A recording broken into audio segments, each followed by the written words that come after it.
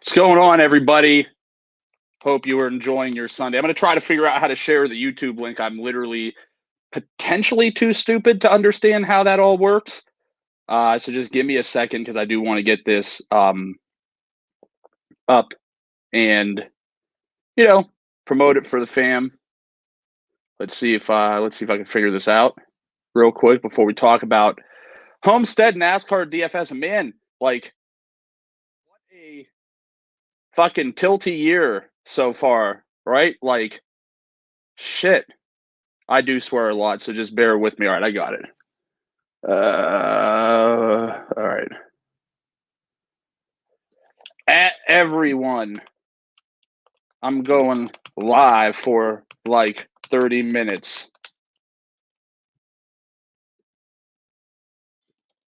Bam. All right, cool. So, what we have today, NASCAR at home. Man, am I looking good today? Look at that. I got hair coming in nice. I'm all trim and faded up. Got my Heart Foundation, Jim the Anvil Neidhart, bright pink retro t-shirt. I'm ready to go. Yeah, NASCAR DFS so far has been an extraordinarily tilting event, right? I think if you have played NASCAR DFS right for the most part so far, you're probably pretty salty because Daytona is what it is. Daytona, I profited all three races. Like, at one point I was taking down the $3 or $4 truck race. Did okay. Xfinity did really well in Cup, but then last weekend it was just, everything's going good on the road course. There's 2 laps left. Triple overtime. I go from fucking the nuts to getting kicked in the nuts. Saturday, hey, Friday was so fun. Let's fucking run this all back and do it all over. Kicked in the nuts again. Sunday, same story, but I was able to make it out alive.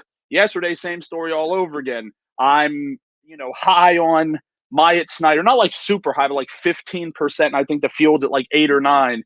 I have a lot of grace. I didn't go I really, especially with how things have gone early in the season, I'm not going way over the top because, Lord have mercy, for the love of God, it gets so tough when you roster someone like Grayson at 70, 80%. And this dude, I mean, best car in the race, no question. I was big on let's not play a ton of Austin Cindric because the stats really weren't super duper there. You can argue with me all you want, but you have Grayson, Allmendinger, and Reddick, and all of them have a significant place differential upside. AJ, this track, regardless of what anyone wants to say, and we'll get into that in 1 second. This was an AJ track, so heavy on AJ. Heavy on Grayson, heavy on Reddick, doing a lot of triple builds with those three because the path I see is Cindric might lead early, but I see him probably in a lot of the races 5th to 7th. Grayson wrecks because Star has a tire go down, and honest to God, part of that is on Grayson. He refused to run off the wall. Probably was going to run out of gas anyway, but that sucked. And then on the restart, AJ gets spun, so he goes from being optimal to the limp dicks that decided Cindric was a better play. For the second week in a row, people who played what I feel, no one's going to tell me about what I feel and what the numbers that I see are saying. And so that sucked, went from being up, who knows? I don't really look at I could calculate in my head and then the worst part of the whole thing is Dexter Bean is 2 laps down and manages to stay on track both times, get those laps back, and end up optimal at 2%. Nothing like NASCAR DFS to let terrible plays get rewarded. But here we are this week. What are we looking at Homestead? I believe there's a competition caution, and I do think that is a pretty big deal because, first of all, first and foremost, you run into a situation where, because of how the season starts with a very unpredictable race at Daytona, the oval, right? A lot of people who, shouldn't be starting up front get to start up front at the road course. And then the road course provided us with, still good finishes from like Priest and McDowell, where they're still starting up front this week. Got to see what Parker says. I'm 95% sure that there's like a lap 25 competition caution. Yeah, competition caution, lap 25. Okay, fuel run 61 to 66 laps. First and foremost, what have we seen at Homestead? Well, high tire wear off most directly compares to Darlington, which we had 3 races at last year, also compares to Atlanta. A lot of people really aren't talking about this. Here's what I'm going to say on that. You go to websites, you listen to other fantasy analysts. Everybody typically, I think everybody's working off a run sheet from like 2013 where they just say this track, this. Sorry, I'm still sick. I'm watching Jamie Mack. I'm watching AJ Allmendinger. I'm watching guys who have been inside a race car, right? Say this track comps to Atlanta. No further questions asked. I'm going to look at what happened at Atlanta, and I don't care what websites say. I don't care what other fantasy analysts say, because the fucking driver said this comps to this track, which is why we saw AJ have success like he did yesterday. So for me, I looked at the Homestead race from last year, 3 Darlington races, the Atlanta race. A lot of these guys finished kind of in similar positions. All right, so Denny Hamlin on the pole, Joey Logano running second. Based off of previous results, I'm kind of not feeling running that combination together. Number one, Logano, I feel like he can be like a middling top 10 car. I just don't feel like it's a high probability that we see, Hamlin lead a good portion of the race, Logano stay up there, and then take over that secondary portion. Again, this is all mostly like preference stuff. This is not like you have to do this. You have to figure out what to do. I'm not playing a lot of what dominators am I not playing together? So cars that are starting up front that I'm not playing together would be like Kurt, Logano, Keselowski. I just don't feel great about like trying to build lineups with those guys together. All 3 have like mixed really history at this track type. So I'm kind of trying to separate those things, because at the end of the day, pit strategy is going to mean a lot. You're going to see drivers lose potential fastest laps because Daniel Suarez gets a flat and pits, and on fresher tires, he's just 20 laps driving circles around everyone else on the track. It's going to happen. We had Matt DiBenedetto in a similar situation at Homestead last year, I believe, that had that exact same thing happen. So it's not as easy as be out front, you run fastest laps. I think guys who could be fastest lap stealers as the runs go on are guys like Larson, Reddick, Briscoe, maybe Chastain, guys who are not going to be afraid to get up close to the wall and run there. And so I think all of those guys have a high probability of 2 things. Number one, high probability of success. We already saw it with Larson in years past. We saw it with Reddick last year. Ran 3rd at points contested for the lead, didn't get there. But this was ultimately his best race other than the, pit strategy Texas race where he lined up behind Austin Dillon a bunch of times. Chase Briscoe had good success in the Xfinity Series. So I think we will see guys like that have a high probability to take some fast slaps. Competition caution, lap 25. Daniel Hemrick yesterday had a pit incident because he's a terrible driver and, railroaded the front tire changer, and that's Denny Hamlin's front tire changer. Now, he is present and he is going to be on the pit crew, but you got to feel like maybe you're not 100%. Even if that's not a factoring in of the issue, there is a reduced overall upside when you have a case where a race is going to be stopped 25 laps in. Here's why. Some people are going to play Superman and just be like, I'm going to stay out.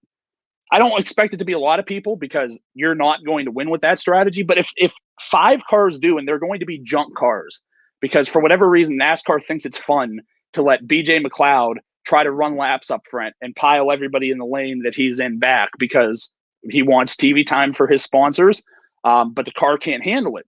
So what happens if like Hamlin gets railroaded on that restart and he leads 25 laps and that's it, and then he finishes fifth? Like that's a dead. He's done, unless somehow he has like 50 fastest laps, which is probably unlikely. It really stacks the deck against him. He has a good pit crew. He could definitely get in and out early. I don't think the race will separate enough that he will have that much of an advantage when he pits. Like, I don't expect him to be multiple seconds ahead of people where it's really going to matter. So I could see him getting jumped by like Harvick, Chase. I could see a number of pit crews allowing their driver to get ahead of him. So overall, I think my stance, I think I'm going to do a couple of things that might be a little bit against the grain of what a lot of people are thinking.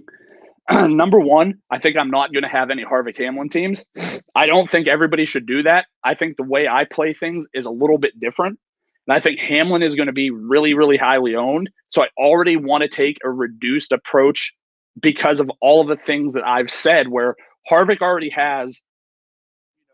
Harvick, I think, is better at these tracks than Hamlin. Harvick is going to line up most likely behind Hamlin. There's a very good argument that Harvick ends up number 2 after the start of the race. And then Harvick is going to be racing Hamlin. So that's one of the reasons I don't want to do that, is because I just don't see it being a trade-off. Number 2, you have some guys like Kyle Busch, Kyle Larson, especially those two starting 17th and 24th respectively, that have a built-in place differential upside that can also lead laps. Kyle Larson, you look back at these Homestead races and he's leading laps. He's getting, like roughly half the fast 50 to 60% of the fastest laps of the laps he's leading, which are like 40 to 70 a race. Like that's highly, that's a considerable amount when you factor in it's a 270 lap race and he has 17 place differential upside. So for me, I think my strategy is going to be very bullish. It's going to be very bearish on Denny Hamlin. It's going to be very bullish on separating Harvick and Hamlin. It's going to be very bullish on specifically Kyle Larson, Chase Elliott. I'm probably going to try to go the field on Harvick, which I think is somewhere between like 28 and 32%. So I'm probably going to fit in right there. And then I'm going to be heavy on Kyle Busch, and I think I'm going to be slightly over on Truex, slightly under on Blaney. I think that pretty much, and definitely way under on like Kurt, Joey, and Brad. So then the wild cards come into play. Like, okay, so the two that jump out most immediately to me are Christopher Bell and Alex Bowman. Christopher Bell won the road course last week. If you can recall the end of last year, even, with a crappy pit crew, like Bell was starting to make some noise. And I firmly believe that Bell is the best driver in this series under the age of 30. Like, don't care what Chase fans have to say. Don't care what Blaney fans have to say. Don't care what anybody's fans have to say. Like, Christopher Bell, to me, is a very special talent. And I don't think we've seen the end of him winning. I think starting third is going to be sticker shock to a lot of people because, this is a guy who was starting like 20th and finishing 20th in a lot of races last year, but he's in the best equipment he's probably ever going to have the opportunity to be in.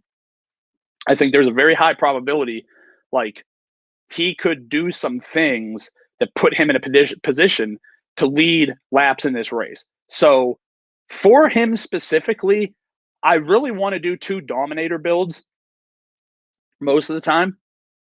I think for Christopher Bell, I might be willing to do like 3 dominator builds because I could see there being a case where like Kyle Busch doesn't lead laps, but ends up with like 20, 25 fastest laps and finishes second and still puts up like 59, 60 fantasy points. And at some point, like total amount of points matters. And so if Bell leads like 100 laps and say like Truex leads 100 laps, I want to give myself some wiggle room to be able to have some lineups with like all 3 of those drivers together. So Bell is the one guy that I'm going to allow 3 dominator builds with. Alex Bowman, classic case of like better performer than finisher at this track type at Homestead, whatever it might be. So I think you have to put him with, in that bucket of guys who have to lead laps, and here's why. You have DiBenedetto, Byron, and Reddick starting 30th on back that are all priced, I believe, right in that same range with him. Think, argument's sake, all three of those guys have top 10 upside, okay? So if Bowman gets into the top 10, and like all of those other guys do too, Bowman is not like close to those other guys. Even if two of them get into the top 10 and Bowman does too, like he's probably not in the same range with those guys. So he's going to have to get up and lead laps in order to do so. I still prefer him with two dominator builds though, because then the build becomes, like Harvick. You could go one of the two ways, Harvick and Bowman, like Bowman and Larson, and then place differential guys. So that's kind of how I'm handling that chunk there. Then after that, it gets really, really bad in terms of figuring out where the plays go. Like we have obvious plays. I think one thing that the NASCAR DFS community doesn't want to do as a whole is think. We don't want to have to think. We want to be able to say, oh, Chris Buescher starting 25th or Michael McDowell starting 30th. I am going to put him into my lineup. Okay, that's great, but like everybody does that then. So you're not gaining some kind of an advantage by doing that. So I'm fine with weeks like this where Eric Jones has been tremendous at this track type, at steep tracks, was very good, but he's unquestionably going into lower tier equipment. Now, doesn't matter at Daytona, matters a little less at road courses. Here, it could conceivably make a difference. Like now it's going to be the test. We've seen Bubba finish top 15 in this 43 at Homestead before. So there is upside there with Eric Jones. Bubba 2 is in the same boat, starting the same range, in what we would perceive as being a better vehicle. Things were okay at Daytona. Things didn't work out kind of as expected at the road course last week. Now we have like the real first true test for a lot of these guys, because this is the first, I think everybody's willing to concede that this is like the first actual track that we are going to on the season. So I'm looking at guys like that. I'm looking at guys like Cole Custer. He's starting 10th. Like Cole Custer, you can't just write him off. He has top 10 to 12 upside. Chris Buescher starting 12th. He hasn't performed well here, but all it takes is like a late race caution and, some pit strat. If the race ran long and he was on the right side of pit strategy and he's running top 12 and the next car ready to go lap down and a caution comes out, it's all upside because everybody has to pit for tires. Everybody who doesn't is going to get railroaded. So all the people behind him, even though they want to get back on the lead lap to hope, they're just done. So you're pretty much looking at a case where Buescher's going to finish no worse than 12th. So I think in tournaments, you have to have some exposure if you're playing like over 20 lineups. If you're doing like all the 20 entry maxes and you have 60 to 80 lineups, depending on whether you play the dime or not, or you're doing the mini max or whatever it might be, like you have to have some exposure to guys like Custer and Buescher. Preece and McDowell, I mean, I've kind of like gone back and forth with myself because I think there's a case where McDowell can finish like 12th or 13th, or Preece could finish like 13th or 14th. And if everyone else sucks in that range, like they could potentially be optimal, but I think I'm not really. I think I'm looking way too much at like what happened with Dexter Bean yesterday and kind of letting that influence my thought too much. So I'm probably not going to go there. Then you have like the 5,000 group of drivers. I don't think Justin Haley in that equipment is in consideration. Good driver. I just don't think I don't think I see him moving ahead, and most likely moving like 5 or more spots behind. So it kind of leaves you with this range of like Suarez, LaJoy, Anthony Alfredo. Alfredo has not looked great so far. I don't think you hold that against him. 2 really weird tracks to kind of get your career started off with. We've seen, I think one of my bigger concerns is just like funding wise, are they going to funnel more to McDowell throughout the year to try to make that more competitive with him obviously locked into a playoff spot? Like people could talk about you have to finish top 30 in points, but like he's going to finish top 30 in points. There's almost no question about it. It's like, is there an opportunity that some of that support gets siphoned into McDowell to give him better runs to try to get him more points? Because again, now with more road courses, with road courses being more prevalent in the playoffs, with Talladega being in the playoffs, like there's an argument that Michael McDowell could get as far as like 8, the round of 8, and like God forbid, I think the Roval's in that like round of 8. If he were to win that, like you're looking at a situation where I'm talking like a sub 1% half, but like you're as a team owner, I think you have to be thinking that. Nonetheless, I think you have to have exposure to Suarez. You have to have exposure to LaJoie. You have to have exposure to Alfredo just because of what it opens up for you. Below that, I think I would look at maybe like Quinn Hoof, maybe Josh Bilicki, just because of where they're starting. Probably more on Quinn Hoof over Bilicki. I'm not going to have much ownership of those two at all because I don't want to have my day. But like, there's totally a circumstance where Quinn Hoof finishes 28th and finishes with like 26, fantasy points and might outscore Jones, Suarez, Newman, LaJoie, Alfredo, and he's going to do it at like 2% ownership, maybe even less than 2% ownership. So that's kind of why I'm keeping him in that pool.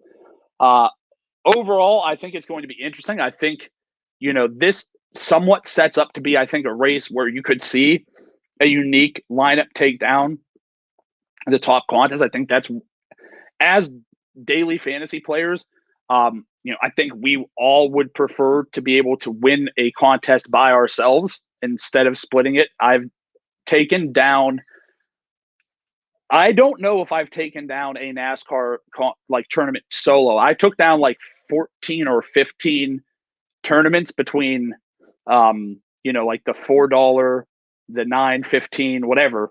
Took down a lot of them last year.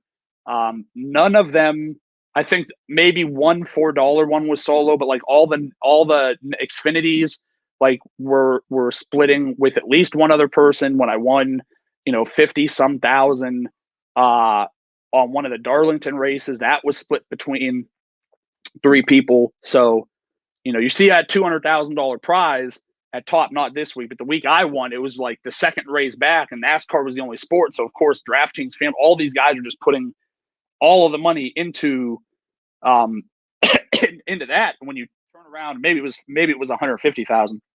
When you turn around and you win, and you're like 58,000, like it's great. Don't get me wrong. It actually has changed my life. Like at some point in the future, I'm going to write a book about how like that NASCAR win literally changed my life.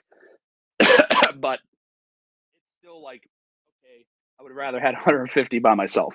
So I got a couple of minutes. If anyone has any questions, I know we have some people watching. If anyone has some questions to run by me, I'll give it about like 6 minutes, hit the 30-minute mark.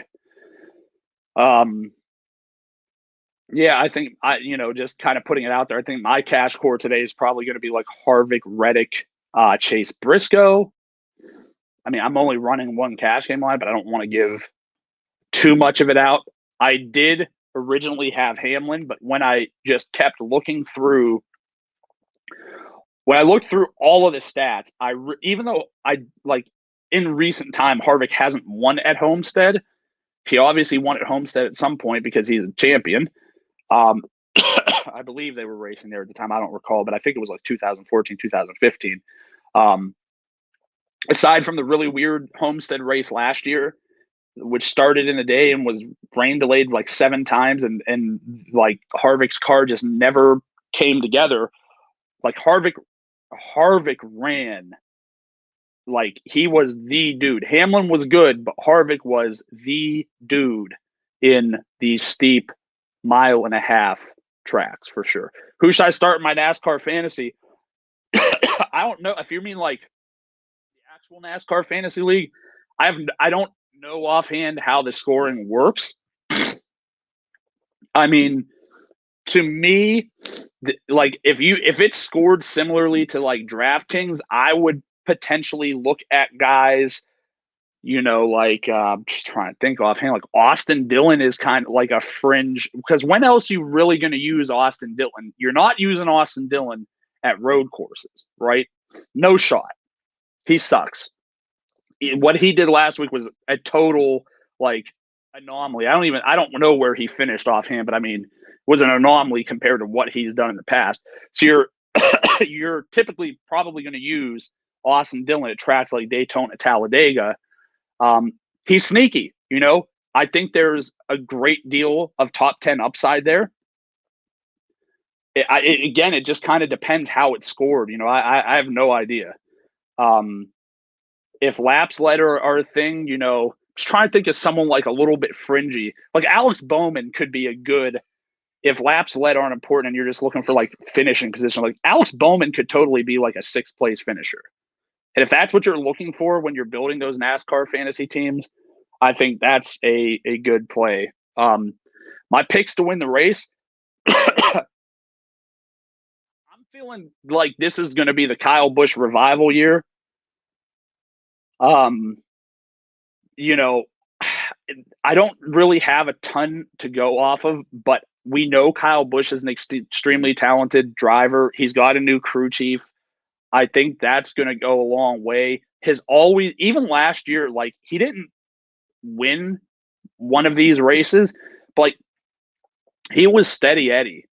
And if this team is able to use last year in a sense as practice, and you can't because everything is, weekend dependent, but I think they can take a step ahead. So I'm looking at him. Harvick is kind of the corny answer. Christopher Bell is someone I think that people are going to sleep on until it's too late. And just keeping in the theme of like, hey, we've had 2 first-time winners. Why not make it 3? Like, I don't know if you're going to have a track set up better for someone than this does for Tyler Reddick. So, like, this is a great opportunity for Tyler Reddick. Just had the question, what do I think of Tyler Reddick? There was some posts going around that, like, Tyler Reddick, because of how they've started this season, is going to have to, like, take it easy at Homestead. To me, that probably has to be clickbait type stuff because it's the 3rd race of the season. I can't imagine a team panicking the 3rd week on 2 tracks that are arguably anomaly tracks, right? The Daytona road course, entirely different than like Watkins Glen, Sonoma, like way, way different in my opinion.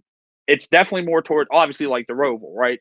So I think Reddick has a high degree chance of another top 5 finish here, has an outside shot at winning depending on how things go down. Priest, I mean, this is a track that benefits Priest.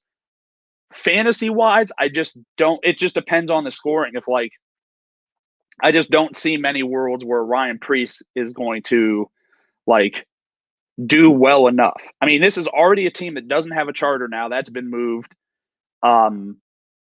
Otherwise, and they're not necessarily going to race every race. He's done well at tracks so far, but they're kind of tracks that he should have done what they're the kind of tracks that he's been better at through his career. So I think in general, would be way, way, way higher on Reddick, as everybody will be.